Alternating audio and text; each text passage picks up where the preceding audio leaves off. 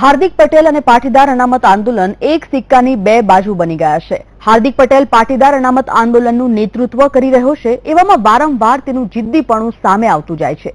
જોઈએ વીટીવીનો વિશેષ અહેવાલ। શું હાર્દિક જિદ્દી છે? પાટીદાર અનામત આંદોલન હાર્દિકના જિદ્દીપણાને કારણે રાજ્યમાં અશાંત બની ગયું। બાળ સહજ માનસિકતા અને નેતાગીરીની અપરિપક્વતાને લીધે સમગ્ર પાટીદાર સમાજ સહિત રાજ્યને બહુ મોટું નુકસાન ભોગવવું પડ્યું છે। ગુજરાતમાં પાટીદાર સમાજનો જે મોભો અને માન હતું એ આંદોલન બાદ એકમાત્ર હાર્દિકના જિદ્દીપણાને કારણે માનમાં ઓટ આવી હોવાનું પાટીદાર સમાજના વડીલો માની રહ્યા છે।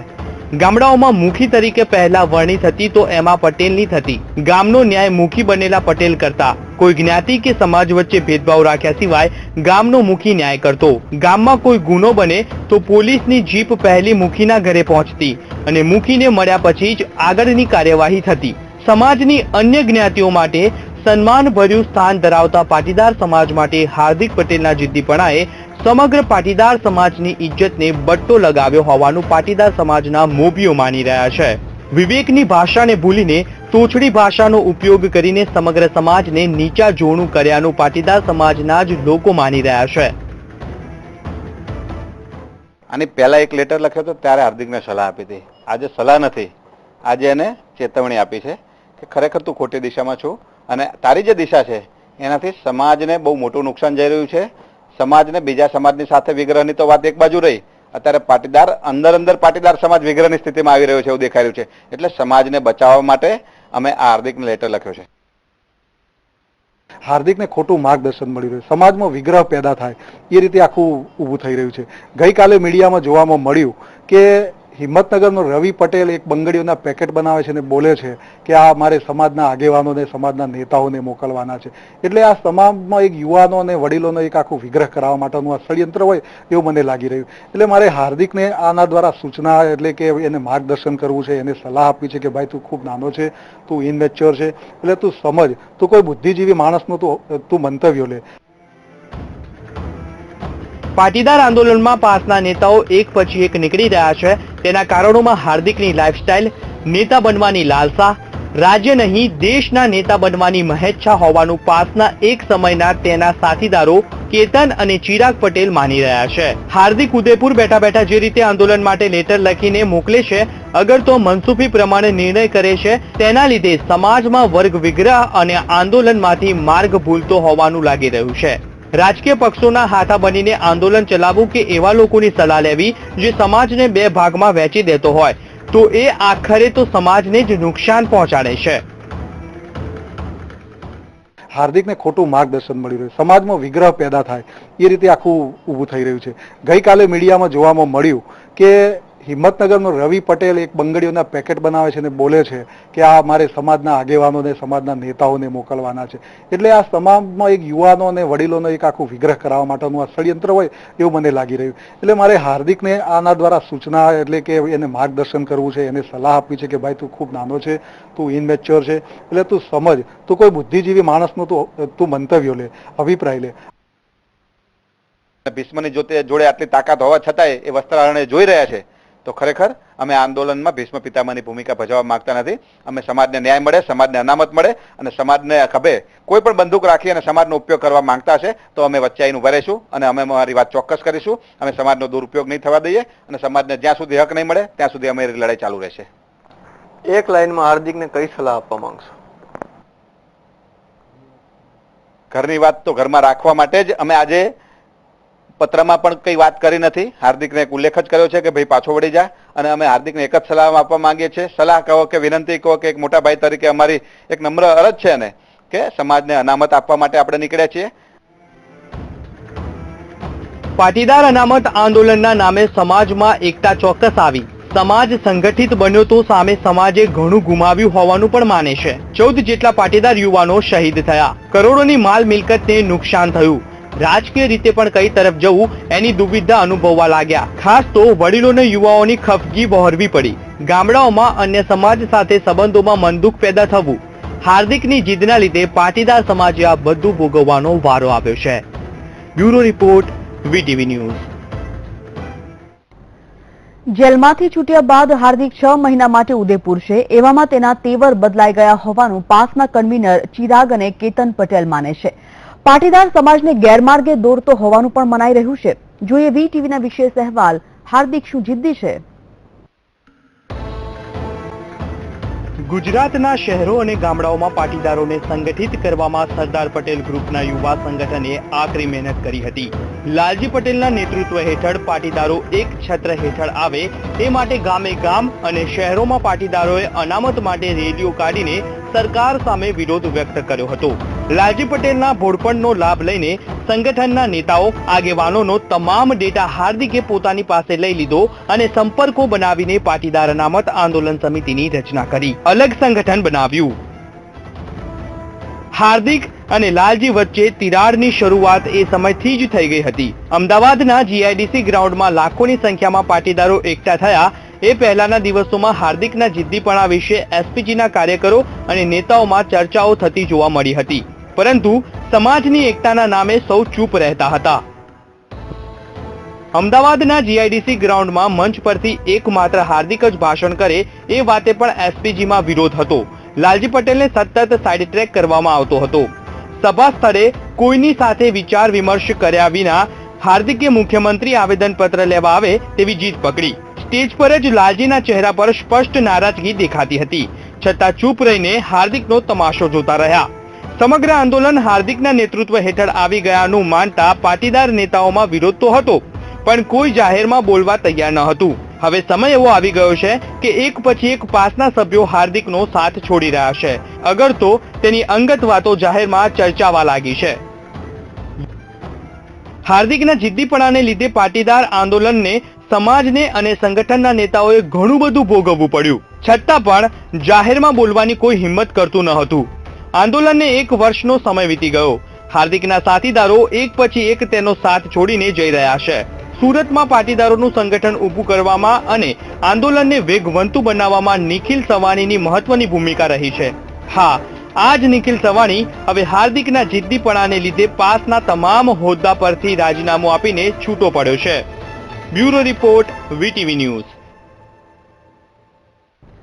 આંદોલનની શરૂઆતમાં હાર્દિક પટેલની જે શક્તિઓ હતી તેને હવે ગ્રહણ લાગી ગયું હોય તેવું લાગી રહ્યું છે. એક પછી એક સાથીદારો હાર્દિકનો સાથ છોડી રહ્યા છે. આરોપ છે કે હાર્દિક હવે જીત કરી રહ્યો છે. આંદોલનમાં તેઓ સાથીઓનું હવે માનતો નથી. આંદોલનની આ શક્તિનો સંચાર કદાચ હાર્દિકમાં એટલે થયો હશે, કારણ કે પડછાયાની જેમ તેના આ સાથીઓ તેનામાં સતત ઉર્જા ભરતા રહ્યા. આંદોલન પછી અનામત તો ન મળી, પણ ગુજરાતના પાટીદારો જેનામાં તેમના હીરોને જોતા હતા, તેના હિરોઇઝમ પર હાલ તેના જ સાથીઓ સવાલ ઉઠાવી રહ્યા છે. અનામતમાં સાથી રહેલા હાર્દિકના આ સાથીઓ હાલ તેની સાથે નથી. ચિરાગ અને કેતન પટેલ, હાર્દિકના આ બંને જોડીદારો તો હાર્દિક પહેલા જેલમાં પહોંચ્યા, રાજદ્રોહના ગુનાનો સામનો કર્યો. મોરબીના નિલેશ એરવાડિયાની કહાની પણ એવી જ છે. હવે એરવાડિયા કહી રહ્યા છે કે હાર્દિક અમિત શાહની ભાષા બોલે છે. સુરત સ્થિત નિખિલ સવાણીએ દક્ષિણ ગુજરાત અને મધ્ય ગુજરાતમાં આંદોલનને જીવતું રાખ્યું, પરંતુ હવે હાર્દિકની જીદને લઈને સવાણી પણ પાસથી જુદા પડ્યા. તો ઉત્તર ગુજરાતમાં પાસનો ચહેરો બનેલા અશોક પટેલ, લાલભાઈ પટેલ જે હાર્દિકના જૂના સાથીદાર ગણાય છે. સુરેશ ઠાકરે જે આંદોલનની શરૂઆતથી હાર્દિકની સાથે રહ્યા. ઉત્તર ગુજરાતમાં આંદોલનનો મુખ્ય ચહેરો બનેલા કિરીટભાઈ પટેલ અને તૈનપુર કે જ્યાંથી હાર્દિક ગુમ થયો અને ત્યારબાદ હેબિયસ કોર્પસ પણ થઈ તે સભાનું આયોજન કરનારા જયંતિભાઈ પટેલ હવે હાર્દિકનો સાથ છોડી ચૂક્યા છે. હાર્દિકની સાથે હાલ માત્ર અમદાવાદમાંથી માત્ર અતુલ પટેલ છે. દિનેશ બાંભણિયા કે જેમણે રાજદ્રોહના આરોપસર જેલવાસ સહન કર્યો, તેમણે હજુ પણ હાર્દિકનો સાથ છોડ્યો નથી. રાજકોટ અને સૌરાષ્ટ્રમાં આંદોલનનો ફેસ બનેલા લલિત વસોયા તેમજ બોટાદ જેવા નાના શહેરમાં પણ આંદોલનની ધરી રચનારા દિલીપ સાબવા હજુ પણ હાર્દિકમાં વિશ્વાસ રાખી રહ્યા છે. હાર્દિકના વિશ્વાસુ સાથીઓમાં ઉદય પટેલનું નામ હજુ પણ અકબંધ છે. જે મિત્રોની શક્તિથી હાર્દિકે અનામત માટે પાટીદારોમાં ચેતના જગાવી, જે મિત્રોની શક્તિને કારણે હાર્દિકની સામે સરકારે નમતું જોખ્યું અને જે મિત્રોની શક્તિને કારણે જ સમાજના શ્રેષ્ઠી આ અનામત માટે પોતાનું મન, કર્મ અને વચનથી બંધાયા, તેઓ હાલ હાર્દિકની સાથે નથી. હવે આંદોલનના સાથીઓમાં હાર્દિકની સાથે રહેનારા કરતા તેનો સાથ છોડી ચૂકેલા સાથીઓની સંખ્યા વધી ગઈ છે. Devshi Barad, VTV news. હાર્દિકની મુક્તિ પછી પાટીદાર અનામત આંદોલનમાં ભંગાણ પડી રહ્યા છે અને એક પછી એક પાસ નેતાઓ અલગ થઈ રહ્યા છે. ત્યારે પાટીદાર નેતાએ રાજીનામું આપતા પાસ સામે આજે ફરી મોટું સંકટ ઊભું થયું છે. જોઈએ આ અહેવાલમાં શા માટે આપ્યું રાજીનામું અને શું હતું કારણ. પાસમાંથી વધુ એક બાયપાસ, વધ્યા મતભેદ અને મનભેદ. હવે નિખિલ સવાણીએ આપ્યું રાજીનામું. હાર્દિક પટેલ ગુજરાત હાઈકોર્ટના આદેશ પછી ગુજરાત બહાર ઉદયપુર ગયા પછી પાટીદાર અનામત આંદોલન સમિતિમાં વિખવાદ પડવાના શરૂ થઈ ગયા છે. રાજકારણમાં એકબીજા પર આક્ષેપ થઈ રહ્યા છે, જેને લઈ નિખિલ સવાણીએ વડોદરા, ભરૂચ અને નર્મદાના કન્વીનર પદેથી રાજીનામું ધરી દીધું. સિટીના, જિલ્લાના, તાલુકાના જે કોઈ કન્વીનરો છે એમની સાથે વાતચીત કર્યા બાદ લેવા જોઈએ, પરંતુ અમુક નિર્ણયો પોતે જાતે જ લઈ લે છે.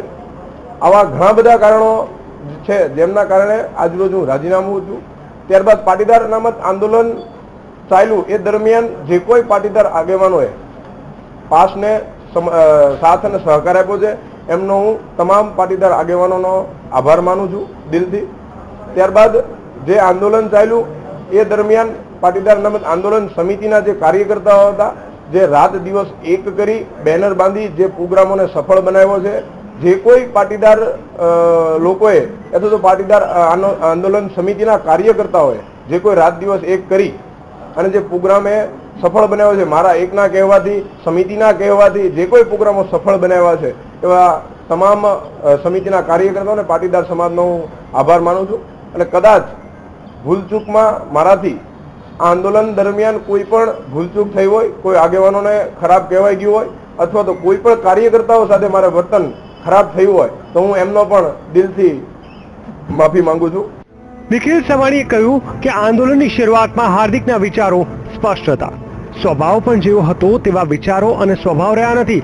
શરૂઆતમાં દરેક નિર્ણયોમાં દરેકની સંમતિ લેવામાં આવતી હતી, પરંતુ હાર્દિક હવે કોઈનું માનતો નથી. એટલે મને લાગે છે કે હવે તારે કે આ રીતે ચાલતા આંદોલનને મારી જરૂર નથી. આ સિવાય વધુ આક્ષેપ ન કરવાનું કહી સૌ કોઈનો આભાર માની નિખિલે રાજીનામું આપ્યું છે. પહેલા હાર્દિકના વિચારો સ્પષ્ટ, હવે વિચારો અને સ્વભાવ પહેલા જેવા નથી રહ્યા. પહેલા દરેક નિર્ણયોમાં સંમતિ લેવામાં આવતી. હાર્દિક હવે કોઈનું માનતો નથી. હવે તારે આ રીતે ચાલતા આંદોલનને મારી જરૂર નથી. ના, હું આજ મીડિયાની સામે એક ખુલાસો કરું છું. હું કોઈ ભારતીય જનતા પાર્ટીના કહેવાથી નહીં, કે કોંગ્રેસના કહેવાથી નહીં, કે આમ આદમી પાર્ટીના કહેવાથી નહીં, કે બીજી કોઈ પણ પાર્ટીના કહેવાથી હું આજ રાજીનામું નથી આપતો. આ જે મેં કોઈ કીધું છે મારા અંગત મંતવ્યો છે, અંગત ડિસિઝનો છે, એટલા માટે હું રાજીનામું આપું છું, કોઈના ધાક ધમકીથી નહીં. ઉલ્લેખનીય છે કે થોડા દિવસો પહેલા હાર્દિક પટેલ ઉપર પાસ કોર કમિટીના કેતન પટેલ અને ચિરાગ પટેલે હાર્દિકને ખુલ્લો પત્ર લખીને 1 વર્ષમાં કરોડપતિ થઈ ગયો હોવાનો આરોપ લગાવ્યો હતો. પત્રમાં હાર્દિકને ઉલ્લેખીને કહેવામાં આવ્યું છે કે જેલમાં હોય અને તેની આવકનું સાધન બંધ થઈ જાય અને તારે તો ઉલટું થયું, જેલમાં જઈને કરોડપતિ થઈ ગયો. વારે વાહ હાર્દિક. ત્યારે હવે સુરતના પાસના કન્વીનર નિખિલ સવાણીએ રાજીનામું ધરી દેતા પાટીદારોમાં ખળભળાટ મચી ગયો છે. મયુર મેવાડા, વીટીવી ન્યૂઝ, અમદાવાદ.